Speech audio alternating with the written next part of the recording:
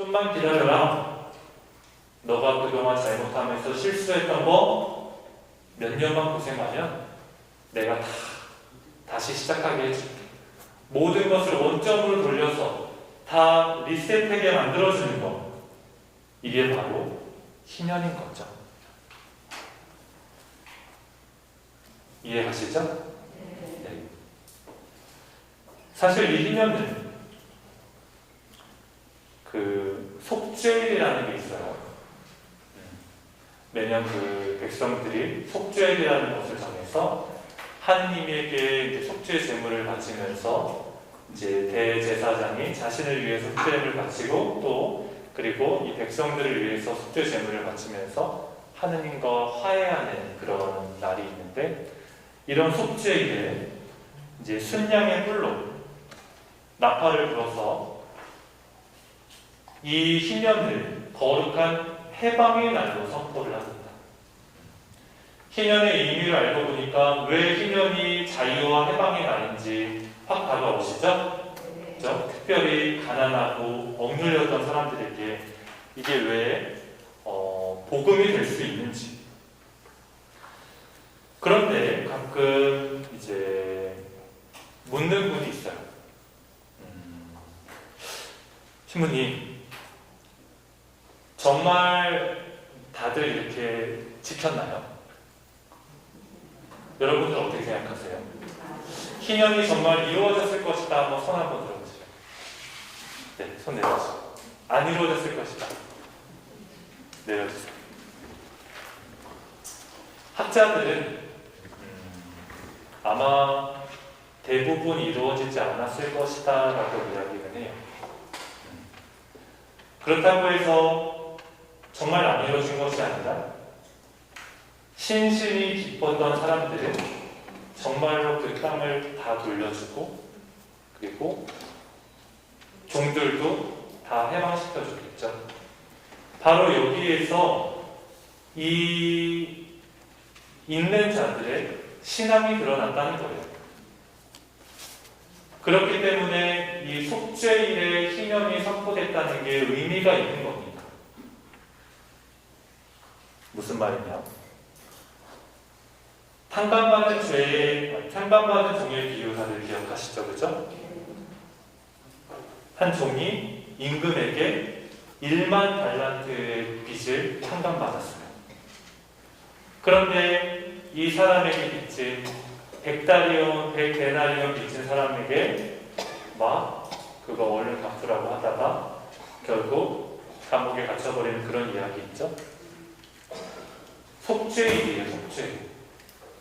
내가 하느님 앞에 죄인인데 바로 이 속죄일에 하느님으로부터 1만 달란트라는 것을 그 돈을 탕감받는 거죠.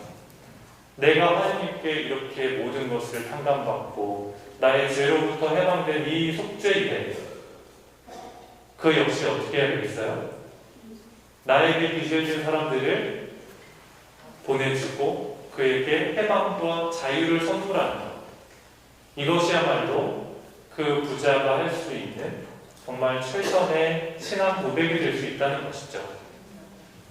그래서 아마 대부분의 사람들은 이 희년을 지키지 않았을지 모르지만 그래도 신심이 깊고 정말 하느님 앞에서 겸손하게 살았던 사람들은 그 신앙 안에서 다 빚을 탕감해주고 그리고 종들을 해방시켜 내보내는 그런 일들을 하지 않았나 생각을 해봅니다.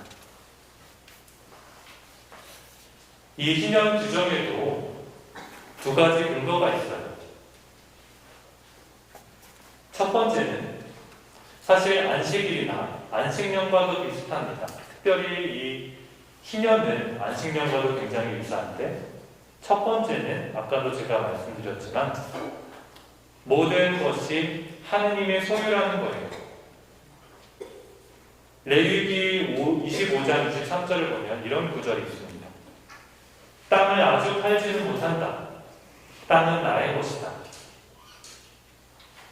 너희는 내 곁에 머무르는 이방인이고 거류민일 따름이다. 그러니까 희년은 모든 땅을 이 가난한 사람들에게 돌린다기보다는 내가 갖고 있는 이 모든 땅을 다시 하느님께 돌려드리는 해라고 볼 수가 있는 것이죠. 이것이 직접적으로는 이 사람 원주인에게 돌려가는지 몰라도 사실은 원주인은 하느님이시기 때문에 우리는 이 땅을 하느님께로 돌려드리고 하느님께서는 이 땅을 모든 사람에게 다시금 골고루 돌아갈 수 있게 하기를 바라시는 것이죠. 그리고 둘째 근거는 이집트 탈출 사건과 관련이 있습니다. 그들은 내가 이집트 땅에서 이끌어낸 나의 종들이니 종이 팔리듯 팔려서는 안 된다. 이스라엘 모든 백성들은 모두가 하느님의 종이라는 것이죠. 그렇기 때문에 이스라엘 사람들끼리는 누가 누구의 주인이 될 수 없고 누가 누구의 종으로 이 사람 밑에 있을 수 없다는 거예요. 오로지 주인은 하느님이실 뿐이고 그 외의 모든 사람들은 그저 모두가 형제라는 것이죠. 그렇게 백성들은 자유를 되찾게 되고 해방을 받고 모든 것이 회복이 됩니다. 이것이 희년의 중요한 정신인 거예요. 자유와 해방. 그렇기 때문에 이 희년은 경제 불평등의 어떤 구조들을 새롭게 바꾸고 또 악순환의 고리를 끊어버리시는 하느님의 장치이신 거고요. 그리고 말하자면 제도화된 출애굽이다라고 할 수가 있는 거예요. 그러니까 출애굽은 저 옛날에 모세 시대에 있었던 그 사건 단 한 번이 아닌 것이죠. 끊임없이 하느님은 여러 장치들을 통해서 출애굽을 이루고자 하시는 거예요. 사람들을 해방시키고 자유롭게 하시는 일을 끊임없이 해오셨던 겁니다. 그래서 이런 정신이 잘 드러나는 구절이 예수님의 취임 설교라고도 불리죠. 루카복음 4장 18절에서 19절입니다. 예수님이 이사야서 두루마리를 받으셔서 펴서 읽으시는데 그것이 이제 또 이사야서를 찾아보면은 61장 1절에서 2절인데 그 두 구절이 살짝 다르죠. 그 루카복음을 보면 이런 구절이 나옵니다.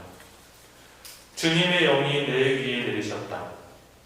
주님께서 나를 보내시어 가난한 이들에게 기쁜 소식을 전하고 잡혀간 이들에게 해방을 선포하며 눈먼 이들을 다시 보게 하고 억압받는 이들을 해방시켜 내보내며 주님의 은혜로운 해를 선포하게 하셨다. 주님의 은혜로운 해가 뭐냐? 바로 희년인 것이죠.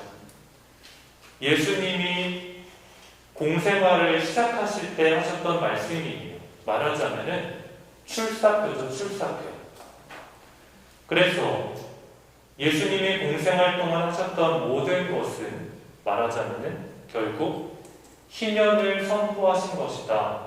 희년을 이 사람들 앞에서 선포하시고 그것을 만들어내신 것이다 라고 할 수가 있는 것이죠. 억압받는 이들을 해방하고 회복시키고 모든 사람들을 자유롭게 하는 것. 이게 바로 예수님이 선포하셨던 하느님의 나라고 이런 희년의 정신이 꿈처럼 실현되는 그런 나라다라고 우리는 정의할 수가 있는 겁니다. 이렇게 희년은 구약에서만 머무는 그런 이야기가 아닌 복음의 내내 나오는 예수님이 하셨던 공생활 내내 나오는 그런 정신이 바로 이 희년과 연결되어 있다는 겁니다.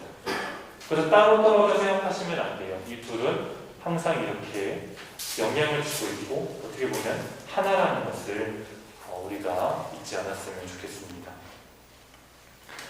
이렇게 해서 제가 이제 해방과 자유라는 주제로 안식일과 안식년과 희년에 대해서 말씀을 드렸는데 이것은 단순히 그 세 가지에만 국한되어 있는 이야기가 아니라 구약을 관통하는 아주 중요한 주제예요. 그래서 이 출애굽은 해방과 자유를 선물했던 출애굽은 과거에만 있었던 그런 사건이 아니라 안식일과 안식년과 희년이라는 제도를 통해서 끊임없이 반복되었던 것이죠. 그리고 이 출애굽은 이제 예수님의 파스카로 이어집니다. 구약의 백성들이 종살이에서 해방됐던 것처럼 우리도 죄와 죽음에서 해방됩니다. 해방되어서 어디로 건너가요? 하느님의 나라로 건너가는 것. 말하자면 우리도 세례를 통해서 출애굽을 경험한다는 것이죠. 구약에서 백성들은 어린 양의 피를 문설주에 이렇게 바르면서 죽음으로부터 벗어났습니다. 사실 제가 굳이 이것에 대해서, 이 사건에 대해서 하나하나 설명드리지 않아도 아마 여러분들이 잘 알고 계실 거예요. 파스카 사건이 어떤 것인지.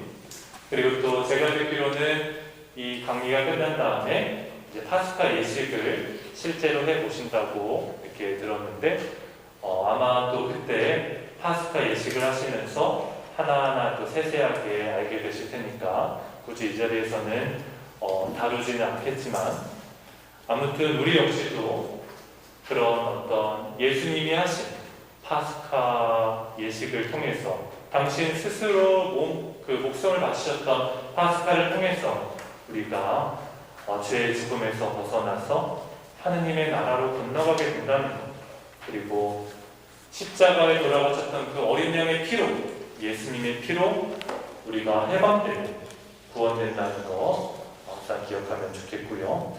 한 가지 좀 이렇게 짚고 넘어갔으면 하는 부분이 하나 있는데,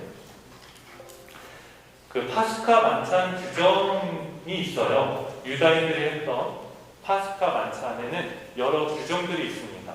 그거대로 해야 돼요. 그런데 이것을 가만히 보면은 예수님이 그 최후의 만찬 하시는 게 결국 파스카 만찬이잖아요. 그죠? 여기에서 파스카 예식에 정해진 그 규정에 좀 어긋나 있는 것이 몇 가지가 있습니다. 근데 이것을 가만히 잘 살펴보면 예수님이 우리에게 무엇을 주고자 하신 것인지 짐작을 할 수가 있어요. 첫 번째, 거행하신 시간이 달랐어요. 예수님이 파스카 만찬을 이렇게 우리가 성목요일에 했잖아요. 그죠? 파스카 만찬은 원래 그 당시에 목요일에 하면 안 되는 거였어요. 금요일 밤에 있었어야 돼요. 이상하죠? 왜 그렇게 하셨느냐? 왜 예수님이 하루 먼저 파스카 만찬을 하셨냐면, 자, 한번 보세요. 유다인들의 어떤 파스카 예식의 흐름을 보면 목요일 날은 그냥 지나갔겠죠, 그렇죠? 그러면 금요일 날 저녁이 되기 전에 예식의 제물이 될 어린 양을 잡아야 돼요. 어린 양. 그럼 대략 시간이 몇 시쯤 될까요? 오후 3시쯤 되겠죠? 금요일 오후 3시가 무슨 시간이에요? 예수님이 돌아가신 시간인 거예요. 우리 그럼 이걸 통해 뭘 알 수 있죠? 한번 상상해 보세요. 예수님이 금요일 아침에 재판을 받고, 사실 요한복음에도 나와요. 빌라도가 예수님을 십자가에 못 박으라고 넘겨줬을 때, 그때 요한복음에 뭐라고 나오냐면 그날은 파스카 축제 준비일이었다라고 나옵니다. 이게 무슨 말이에요? 아직 파스카 축제가 시작되지 않았다는 거예요. 예식을 하는 날이 아니었는데 이미 예수님은 그 전날 파스카 예식을 하신 거잖아요. 그렇죠? 축제 준비일이었다. 그것은 바로 그날 오후에 어린 양을 잡아야 한다는 것이죠. 그렇다면 상상해 보세요. 오후 3시에 예수님이 돌아가셨잖아요. 말하자면 하느님의 어린 양이 도살된 거예요. 그리고 정확히 바로 그 같은 시간에 예루살렘 성전 안에서는 수천 마리의 어린 양들이 도살되어 가고 있었다는 거예요. 바로 그 시간에 예수님이 돌아가신 거죠.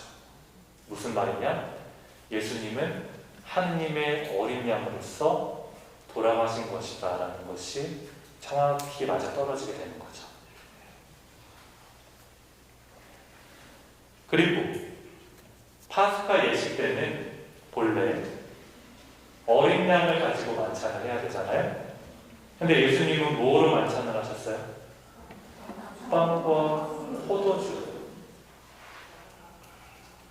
파스카 만찬은 빵과 포도주로 하는 게 아니잖아요, 그죠? 어린 양으로 하는 건데 예수님은 어린 양을 대신해서 빵과 포도주로 그것을 대신하셔요. 그러면 다시 말하면 뭐죠? 이 빵과 포도주가 바로 그 어린 양이라는 거죠. 이것이 바로 어린 양의 살이고 이것이 바로 어린 양의 피라는 거예요. 그렇게 또 파스카 예식과 이것이 서로 맞아떨어지게 되는 겁니다. 예수님이 말씀하시죠. 어린 양을 대신해서 그러니까 빵을 드시면서 이는 내 몸이다. 잔을 드시면서 이는 내 피다.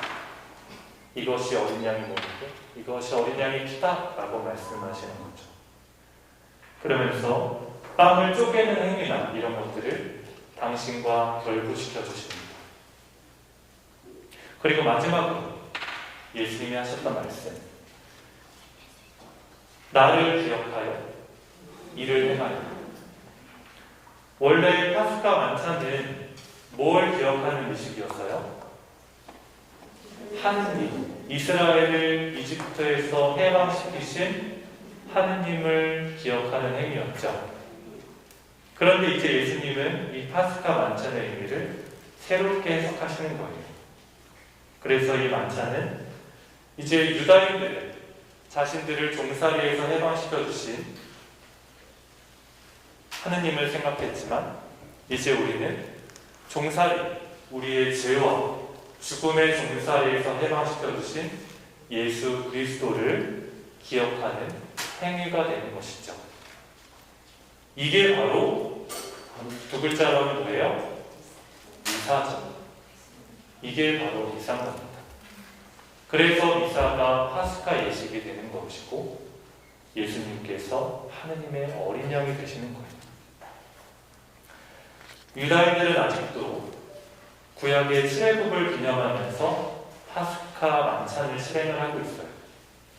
왜냐? 이것은 조상들에게만 일어났던 먼 옛날 이야기가 아니라는 거예요. 그걸 끊임없이 기억하면서 지금 자신들에게도 일어나는 사건으로 그것을 기념해요. 그럼 우리도 마찬가지겠죠? 우리도 이 새로운 예수님이 만드신 파스카 만찬 미사를 통해서 끊임없이 우리에게 행하신 죄와 죽음에서 해방을 기억하고 우리를 위해 목숨을 던지신 예수 그리스도를 묵상하고 기억하게 되는 것이죠.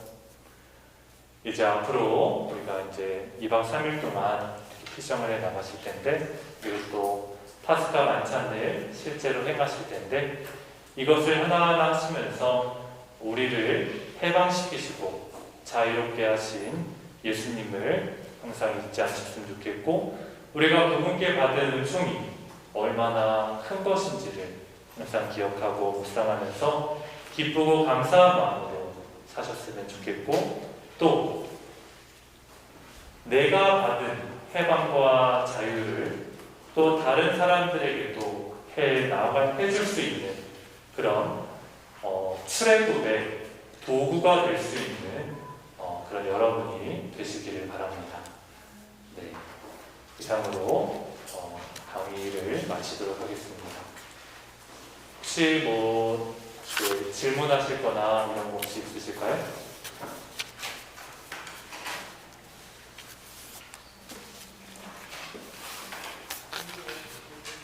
네, 없으시면은 저는 너무 다행입니다. 아무튼 2박 3일 동안 이제 침묵 중에 피정하신다고 들었는데 저도 다음 주에 여기 들어와서 요거 사제 피정을 해요. 저에게는 정말 너무나 기다려지는 시간이에요. 그동안 좀 바빴던 삶에서 벗어나서 정말 침묵 중에 나를 돌아보고 나와 하느님을 돌아보고 또 하느님만 오로지 바라볼 수 있는 그런 시간이죠. 그리고 그거 힘을 통해서 또 이렇게 신자들과 함께 일을 할 수가 있는 것인데 여러분들도 2박 4일의 피정 안에서 하느님 깊이 만나시고 그 안에서 힘을 얻어 돌아가실 수 있기를 저도 함께 기도하도록 하겠습니다. 네, 영광송으로 마치도록 하겠습니다. 성부와 성자와 성령의 이름으로 아멘. 영광이 성부와 성자와 성령께 처음과 같이 이제와 항상 영원히 아멘. 성부와 성자와 성령의 이름으로 아멘.